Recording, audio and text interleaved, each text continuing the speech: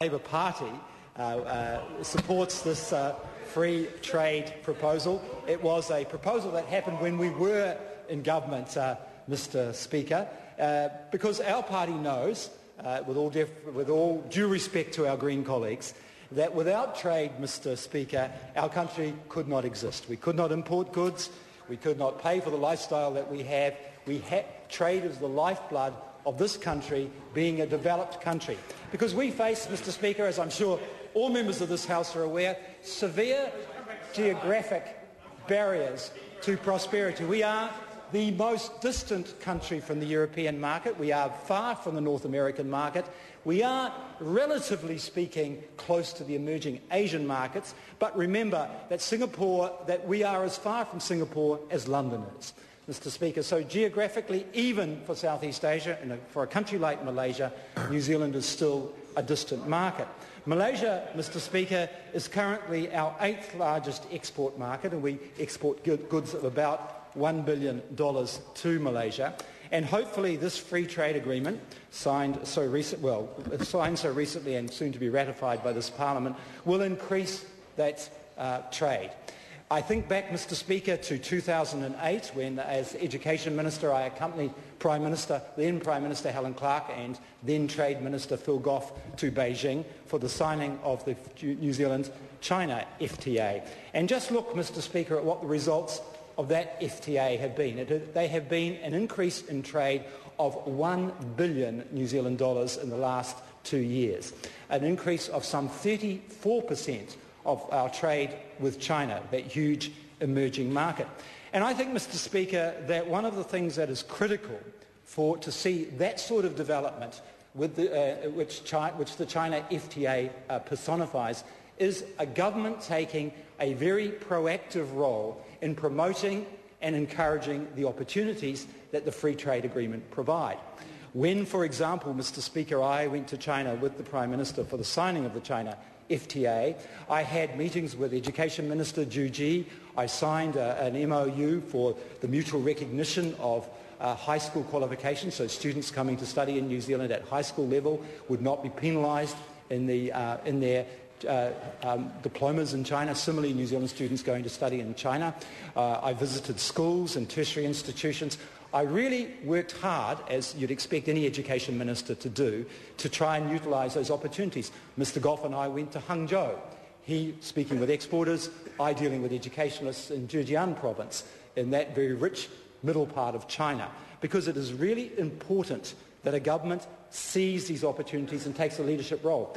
We had, after that free trade agreement, the Labour-led government set up a roadshow, Mr. Speaker, that travelled all around New Zealand, giving exporters, business people, agriculturalists the chance to see what was available through the free trade agreement. We set up web-based information services so that people could access ready and quick answers to the opportunities provided by the free trade agreement. We actually, between 2005 and 2008 in government, Labour in government, increased NZTE funding from some $6 million to $54 million because we knew, Mr. Speaker, that it was critical to invest to maximise these opportunities. And I have to ask myself, I'm really pleased that the present government has signed the free trade agreement with Malaysia, but what have they done, Mr. Speaker, to encourage New Zealand exporters, New Zealand business people, New Zealand education and New Zealand primary producers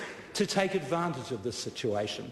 You have to say that NZTE's funding over 4 years, Mr. Speaker, is going to be reduced by $101 million. $101 million, a reduction in NZTE funding. Remember that funding I just spoke about, which under Labour in 3 years went up from $6 million to $54 million, Mr. Speaker. That was an increase. And by reducing NZTE funding, and in fact we had a National Development Fund set up which has had already cuts for this financial year and will disappear entirely in 2011. Yes, the new government has set up a growth services fund, but only a very small amount of money, Mr. Speaker, is going from the NZTE cuts into that fund. So, yes, we've provided an opportunity, but we haven't provided the oil, if you like, Mr. Speaker, to facilitate New Zealand businesses and education and so on, grasping those opportunities. And so I'd like to say to the present government, take a lesson from what Labor did. We knew that you had to invest, you had to show leadership, you had to encourage, fund and explore opportunities that free trade agreements create. Mr. Speaker, this is especially important because I guess we have seen with the current air problems in Europe created by the volcano in Iceland, that air travel is critical to successful exporting. And one of the obstacles that New Zealand already faces is talk in a globally and environmentally conscious world that air miles, carbon that's generated by air transport, could be a penalising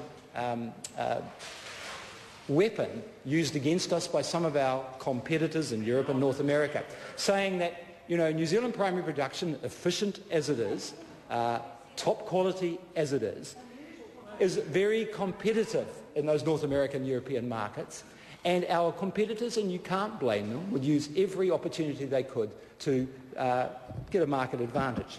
And I'm really concerned, Mr. Speaker, that one of the things that we have been very successful in New Zealand, both the previous Labor government and national governments before that, in helping to build this image of New Zealand as 100% pure. A country that is very environmentally conscious, that really cares about the environment, and is a country that would not be a country that would be open to criticism about not being environmentally sustainable. And, Mr. Speaker, 3 events come to mind which question that brand, which has been so hard put to invest in, has been cultivated over so long, has been so successful. Those 3 things are, first and foremost, of course, the proposal to mine in Schedule 4 lands of the Crown Minerals Act, in our national parks, in the Coromandel Forest Park, in some of our offshore islands in the Hauraki Gulf, and so on. Now, I know that the present government would say it's just a proposal, we're just looking at it, but the very fact that it's being considered is a detriment to this 100% pure image that our country has spent so long and so much in investing and promoting. So that's the first issue, that we've got to be really careful that this Malaysian free trade agreement, that the tourism opportunities, the brand opportunities that we've spent so long in cultivating are not compromised. Then, of course, we have the whaling issue. We've got Mr. Key's announcement in January that he'd have a bold new initiative to stop Japanese whaling in the Southern Ocean, something I would utterly agree with him. We don't want to happen. I was conservation minister for 5 years. I battled against Japanese whaling that entire time. I went to every IWC meeting over those 5 years to try and stop that. We now have a proposal from Mr. McCulley and Mr. Key to have limited commercial whaling with an end point where Japan hopefully will stop whaling. Japanese have already announced, Mr. Speaker, that of course they're going to continue whaling indefinitely because they said it's part of their cultural identity. Curiously enough, a country that only started whaling after the Second World War. But, Mr. Speaker, so we've had mining in national parks, we've had New Zealand now, instead of being the staunchest conservation country, reinforcing our brand of 100% pure, is now the leading country promoting the idea of lifting the international moratorium on whaling. Then, thirdly, we had that fishing debacle of a few weeks ago, where at the conference in Libya, the New Zealand delegates took the opportunity to increase their quota for bluefin tuna, and a species that is at grave risk of becoming extinct. Many other countries voluntarily reduced their fishing quota. New Zealand went from 4 to 6%.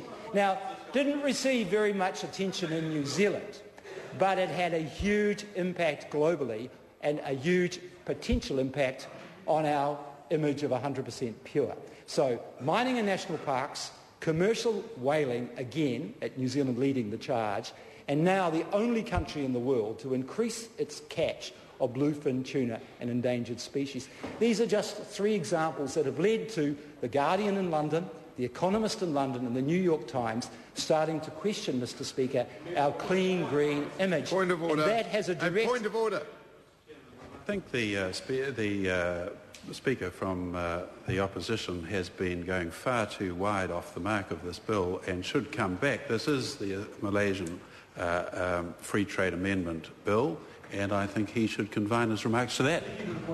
No, well, I don't need any advice.